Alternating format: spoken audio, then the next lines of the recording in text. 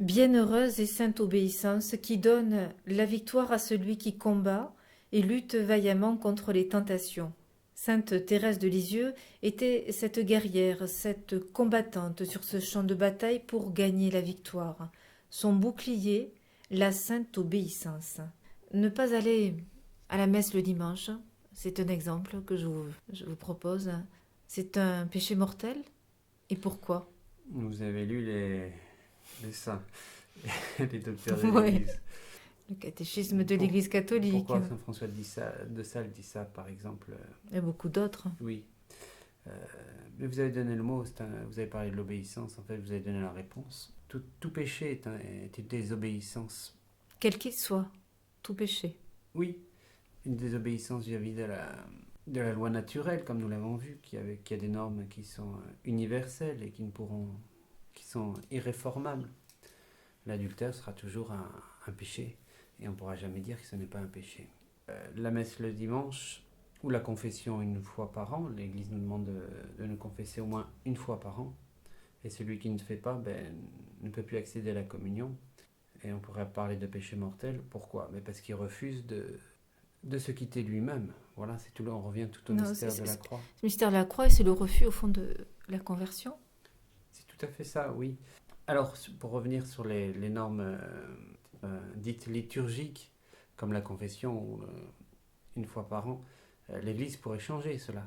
Elle ne pourrait pas le faire, elle ne pourrait pas dire que à partir d'aujourd'hui, l'adultère n'est plus un péché, n'est plus un péché mortel. Ça, elle ne pourra jamais dire ça, parce que ça fait partie de la loi naturelle. Par contre, elle a autorité et elle peut nous demander certaines choses, comme la confession une fois par an. Et ne pas le faire en connaissance de cause. Je dis en connaissance de cause parce qu'il peut y avoir une certaine ignorance invincible. Je prends l'exemple d'un jeune converti, il vient de se convertir, il est à fond dans son catéchisme, tout ça, mais il n'a pas lu, il ne sait pas, on ne lui a pas dit que la mec, il devait aller à la messe tous les dimanches. Alors il va en semaine, il va de temps en temps, il ne sait pas. Il peut y avoir une certaine ignorance invincible, oui. Mais en connaissance de cause, bon, c'est un péché mortel. Pourquoi? Parce que celui qui dirait ah ben non, je fais faire à ma méthode, quoi, comme je le pense, eh ben il est pas donné, il s'est gardé. Et le principe même de la conversion, c'est de ne plus s'appartenir. Je me donne à Dieu. Je me renonce quelque part. C'est se renoncer qui. Et s'il n'y a pas ça, il n'y a rien. Chez tous les saints, c'est vraiment ça. On obéit. Dès qu'on découvre le mystère du Christ, le mystère de la croix, on sait qu'il y a un ciel, qu'il y a un enfer, qu'il faut accepter de souffrir ces réalités, ces vérités éternelles avec Jésus. C'est pas évident. Tout notre être, il a envie de dire non, pas du tout. J'ai envie d'autre chose. Je peux pas me faire confiance. Alors je m'en remets. Je m'en remets à Dieu, je m'en remets à l'Église. Et s'il n'y a pas ça, il n'y a rien. S'il n'y a pas ça, on est livré à soi. Alors on Voilà. peut peut-être y venir tranquillement, si vous voulez bien. On parle d'église, on parle d'obéissance, on parle de péché mortel. Obéir à l'église, qu'est-ce que ça signifie vraiment? Et cette obéissance aussi que, si nous sommes catholiques, baptisés, que nous devons aussi avoir auprès de nos pasteurs, de nos prêtres qui nous sont donnés comme guides. D'abord, on obéit vraiment pour vivre du mystère de la croix et on n'obéit pas à n'importe quoi, n'importe qui et n'importe comment. L'Église est infaillible en matière de foi et de morale. Donc quand elle s'y est prononcée, on est tenu d'obéir et d'acquiescer.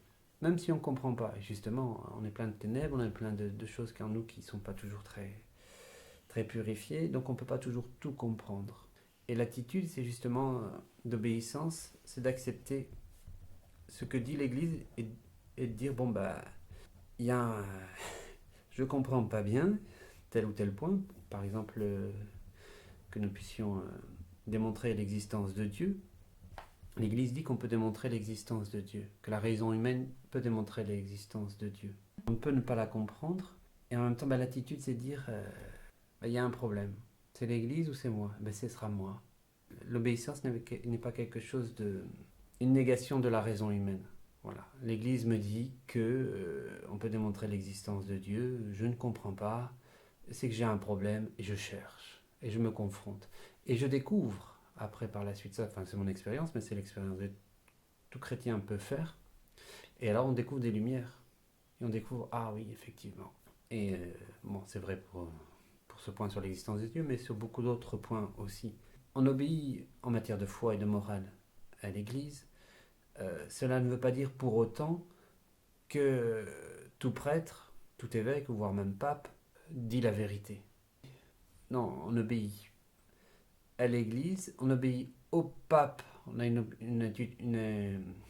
attitude filiale à avoir vis-à-vis de lui, mais ça ne veut pas dire qu'il est infaillible en tout.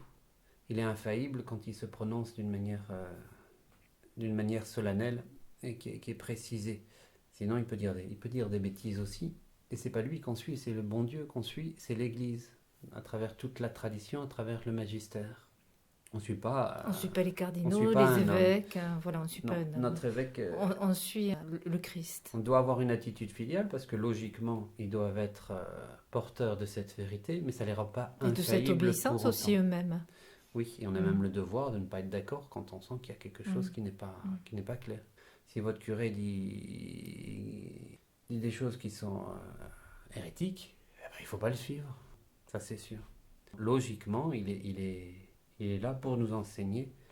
Vous avez dit que le péché était un acte de désobéissance. Peut-il y avoir des péchés mortels qui ne se voient pas? Oui. Il me vient à l'esprit le jeune homme riche. Le jeune homme riche est quelqu'un qui avait pratiqué la loi. Il était nickel de ce côté-là.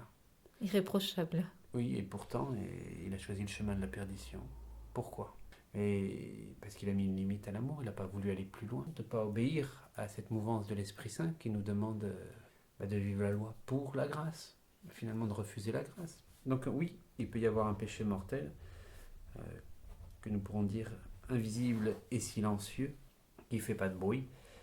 D'autant plus difficile pour discerner aussi, à cerner. Après, matériellement, c'est sûr que celui qui dans l'accompagnement aussi. Oui, c'est sûr que celui qui commet un péché gros comme une maison, enfin, on pense à l'adultère, tout ça, bon bah là, c'est marqué. Mais le péché mortel est plus profond que ça.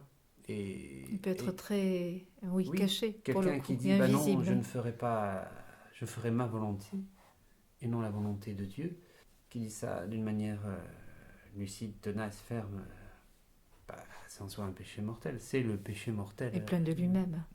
Oui. Dans la suffisance. Oui, tout à fait. Alors ça peut être... quelqu'un peut être très pieux, faire tresser...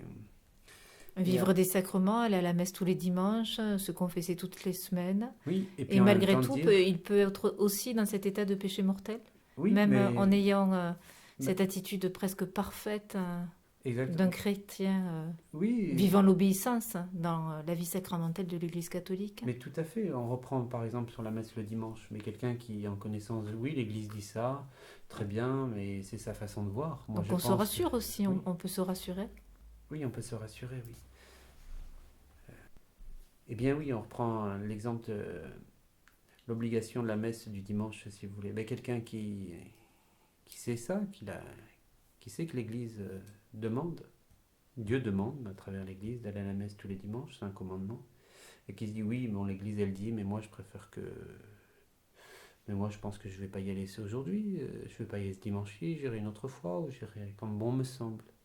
Il fait sa volonté, s'il choisit ça réellement, d'une manière consciente, c'est en soi un péché mortel, oui. Il choisit en... Oui. Alors ça fait pas de bruit, ça a l'air très gentil. Il a renoncé à la croix, il a choisi à faire son évangile, sa vision des choses. Quand on obéit, quels sont les fruits de cette obéissance? Le fait d'obéir, ça nous libère de nous-mêmes. On se réfugie auprès de la Sainte Vierge, on obéit au bon Dieu, on est délivré de ce grand problème de suivre le Christ.